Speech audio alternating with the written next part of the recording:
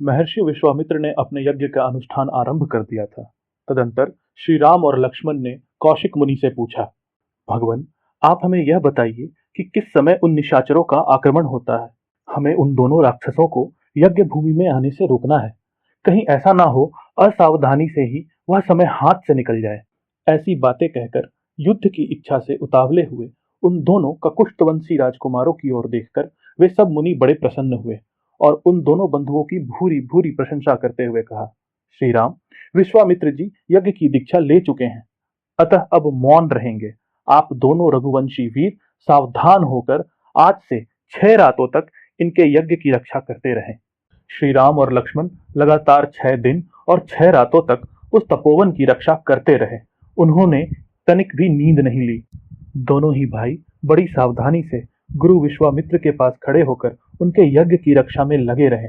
इस प्रकार कुछ काल बीत जाने पर जब छठा दिन आया, तब श्री राम ने सुमित्रानंदन लक्ष्मण से कहा, सुमित्रानंदन, तुम अपने चित्त को एकाग्र करके सावधान हो जाओ। युद्ध की इच्छा से शीघ्रता करते हुए श्री राम ऐसा कह ही रहे थे कि उपाध्याय ब्रह्मा, पुरोहित उपद्रष्टा तथा अन्य ऋत्विजों से घिरी हुई यज्ञ की वेदी सहसा प्रज्वलित हो उठी। वेदी का यह जलना राक्षसों के आगमन का सूचक उत्पात था। इसके बाद कुश, चमस, शुक्र, समिधा और फूलों के ढेर से सुशोभित होने वाली विश्वामित्र तथा ऋत्विजों सहित जो यज्ञ की वेदी थी, उस पर आहवनीय अग्नि प्रज्वलित हुई। अग्नि का यह प्रज्वलन यज्ञ के उद्देश्य से हुआ था। फिर शास्त्रीय विधि के अनुसार वेद मंत्रों के उच्चारण पूर्वक उस यज्ञ का कार्य आरंभ हुआ। इसी समय आकाश में बड़े जोर का शब्द हुआ, जो बड़ा ही भयानक था। जैसे वर्षा काल में मेघों की घटा सारे आकाश को घेर कर छाई हुई दिखाई देती है, ठीक उसी प्रकार मारीच और सुबाहु नामक 2 राक्षस अपने अनुचरों के साथ सब ओर अपनी माया फैलाते हुए यज्ञ मंडप की ओर दौड़े आ रहे थे।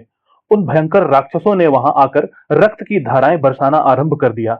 रक्त के उस प्रवाह से यज्ञ वेदी के आसपास की भूमि को भीगा हुआ देखकर प्रभु श्री रामचंद्र जी सहसा दौड़े और इधर उधर दृष्टि डालने पर उन्होंने उन दोनों राक्षसों को आसमान में स्थित देखा। मारीच और सुबाहु को सहसा आते हुए देख कमल नयन श्री राम ने लक्ष्मण की ओर देखकर कहा, लक्ष्मण, वह देखो, मांस का भक्षण करने वाले दुराचारी राक्षस आप पहुंचे। मैं मानवास्त्र का प्रयोग करके इन सबको उसी प्रकार मार भगाऊंगा जैसे वायु के वेग से बादल छिन्न भिन्न हो जाते हैं। मेरे इस कथन में तनिक भी संदेह नहीं है। ऐसे कायरों को मैं मारना नहीं चाहता। ऐसा कहकर वेगशाली श्री राम ने अपने धनुष पर शीतेशु नामक मानवास्त्र का संधान किया। वह अस्त्र अत्यंत ही तेजस्वी था। श्री राम ने बड़े रोष में भरकर मारीच की छाती में उस बाण का प्रहार किया। मानवास्त्र से पीड़ित मारीच अचेत सा होकर चक्कर काटता हुआ दूर चला जा रहा था, जिसे देख श्री रामचंद्र जी ने लक्ष्मण से कहा, लक्ष्मण, देखो, मनु के द्वारा प्रयुक्त शीतेशु नामक मानवास्त्र इस राक्षस को मूर्छित करके दूर लिए जा रहा है, किंतु उसके प्राण नहीं ले रहा।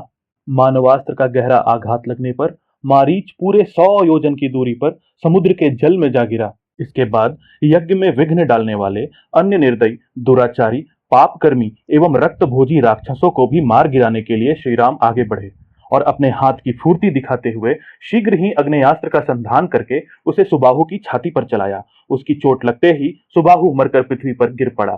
फिर रघुवीर ने व्यायास्त्र लेकर शेष निशाचरों का भी संहार कर डाला और मुनियों को परम आनंद प्रदान किया।